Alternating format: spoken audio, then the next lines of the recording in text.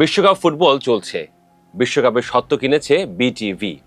বিটিভির কাছ থেকে ফিড নিয়ে লাভ করছে অন্য চ্যানেল এবং স্ট্রিমিং প্ল্যাটফর্মগুলো। কিন্তু বিটিভি লোকসানের পাহাড় খাড়া করেছে। চলতি অর্থবছরে মে মাস পর্যন্ত প্রথম 11 মাসে বাংলাদেশ টেলিভিশন বা বিটিভির আয় 8,05,35,000 টাকা, আর এই সময় খরচ 254,18,45,000 টাকা। অর্থাৎ বছরের প্রথম 11 মাসে বিটিভির নিট লোকসান 246 কোটি টাকা। জাতীয় সংসদের স্বয়ং তথ্য ও সম্প্রচার মন্ত্রী জহিরুদ্দিন স্বপন এই তথ্য প্রকাশ করেছেন। সহজ ভাষায়, বিটিভি 1 টাকা আয় করতে জনগণের ট্যাক্সের প্রায় 32 টাকা খরচ করছে। এই বিশাল লোকসান কেবল এই বছরই নয়, প্রতি বছরই শত শত কোটি টাকা লস করে বিটিভি।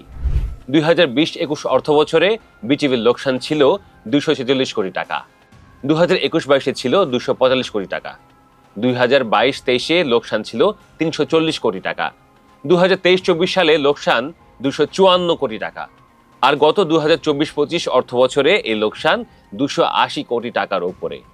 বর্তমান অর্থ বছরেও এই লোকসান 280 কোটি টাকা ছাড়িয়ে যেতে পারে।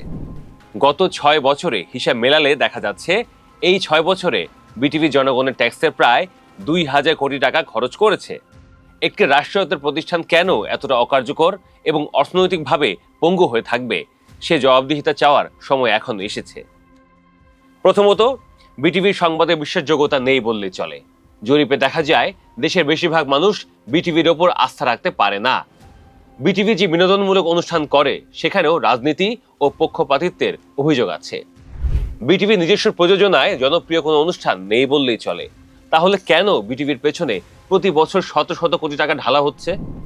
বিশ্বকাপের কথাই ধরা যাক।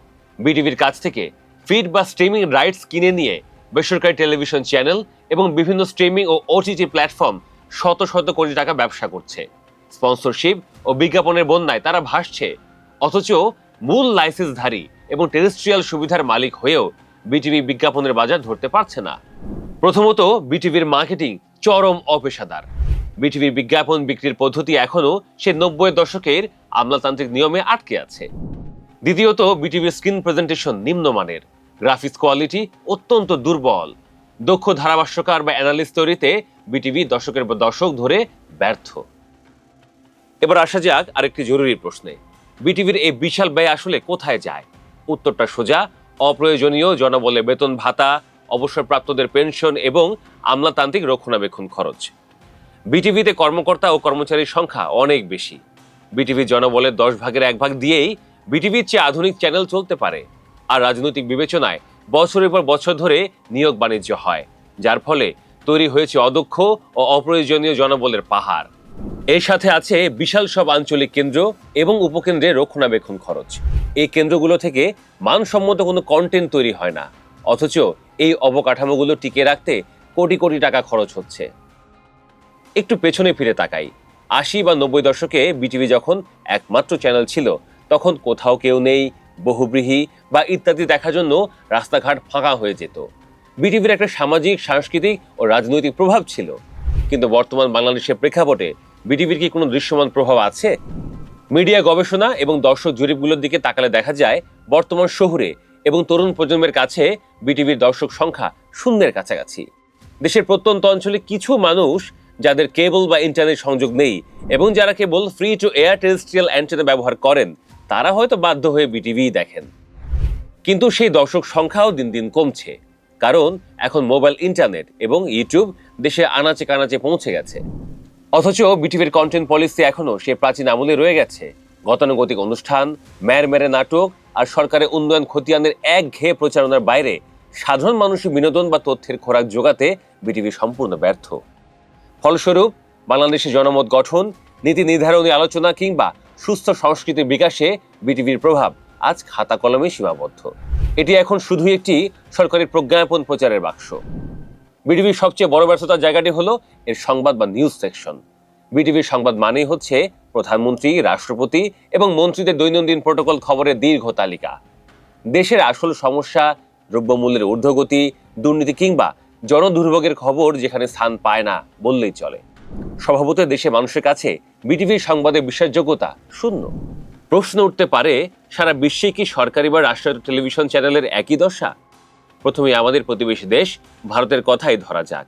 ভারতের রাষ্ট্রায়ত্ত দূরদর্শন এবং অল ইন্ডিয়া রেডিও পরিচালিত হয় প্রসার ভারতী নামক একটি স্বায়ত্তশাসিত সংস্থার অধীনে।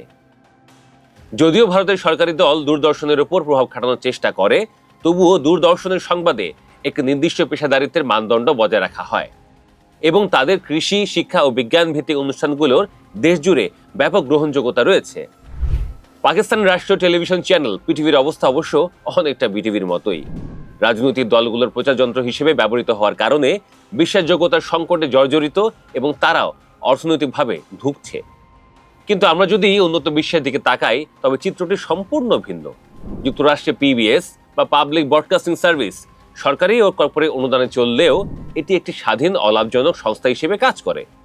তাদের সংবাদ ও প্রামাণ্যচিত্রের বিশ্বজুড়ে ব্যাপক সুনাম রয়েছে।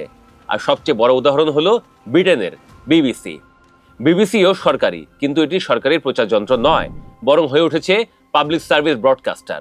বিবিসিও বিটিভির মতো জনগণের টাকায় চলে। ব্রিটিশ সরকারের তহবিল পেলেও এর সম্পাদকীয় নীতি সম্পূর্ণ স্বাধীন। সরকারের ভুল ত্রুটি এবং দুর্নীতির বিরুদ্ধে কঠোর অনুসন্ধানী প্রতিবেদন প্রকাশ করতে বিবিসি কখনোই দ্বিধাবোধ করে না। এই কারণে বিশ্বজুড়ে বিবিসির সংবাদের গ্রহণযোগ্যতা ও প্রভাব তৈরি হয়েছে। পাবলিক মিডিয়ার মূল চালিকা শক্তি হলো সম্পাদকীয় স্বাধীনতা। ব্রিটেনের বিবিসি, জাপানের এনএইচকে কিংবা জার্মানির ডয়েচে ভেলে, এই প্রতিষ্ঠানগুলো রাষ্ট্রের টাকায় চললেও এগুলো সরকারের তথ্য মন্ত্রণালয়ের কোনো উইং বা শাখা হিসেবে কাজ করে না। এদের নিজস্ব স্বাধীন ট্রাস্টি বোর্ড থাকে, যা সরকার বা বিরোধী দলের প্রভাব মুক্ত হয়ে কাজ করে। দুর্ভাগ্যবশত বাংলাদেশ টেলিভিশন বা বিটিভি শুরু থেকেই তথ্য ও সম্প্রচার মন্ত্রণালয়ের একটি অধিদপ্তর হিসেবে পরিচালিত হয়ে আসছে। বিটিভির মহাপরিচালক হিসেবে নিয়োগ দেওয়া হয় সিভিল সার্ভিসের আমলাদের, যাদের মিডিয়া বা টেলিভিশন প্রোডাকশন সম্পর্কে কোনো পূর্ব অভিজ্ঞতা বা প্রাতিষ্ঠানিক জ্ঞান থাকে না বললেই চলে। ফলে বিটিভি রাষ্ট্রের গণমাধ্যম না হয়ে স্রেফ দলের গণমাধ্যম বা সরকারি প্রোপাগান্ডা মেশিনে পরিণত হয়েছে।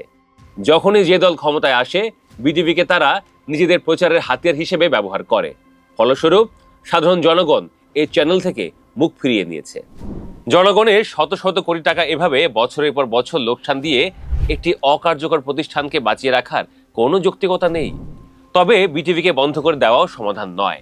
একমাত্র সমাধান হলো বিটিভিকে পূর্ণ স্বায়ত্ত শাসন দেওয়া, স্বাধীন ট্রাস্টি বোর্ডের অধীনে এটি পরিচালনা করা। একই সঙ্গে জনবলের বড় অংশ ছাঁটাই করে আধুনিক ও প্রযুক্তি নির্ভর টিভি স্টেশন করতে পারলেই বিটিভি বিশ্বাসযোগ্যতা অর্জন করতে পারে। বিটিভিকে হয় সম্পূর্ণ স্বায়ত্তশাসিত ও পেশাদার প্রতিষ্ঠানে রূপান্তর করতে হবে, অন্যথায় এই সাদা হাতি পুষে জনগণের অর্থের অপচয় বন্ধ করতেই হবে। সিদ্ধান্ত নেওয়ার সময় এখনই।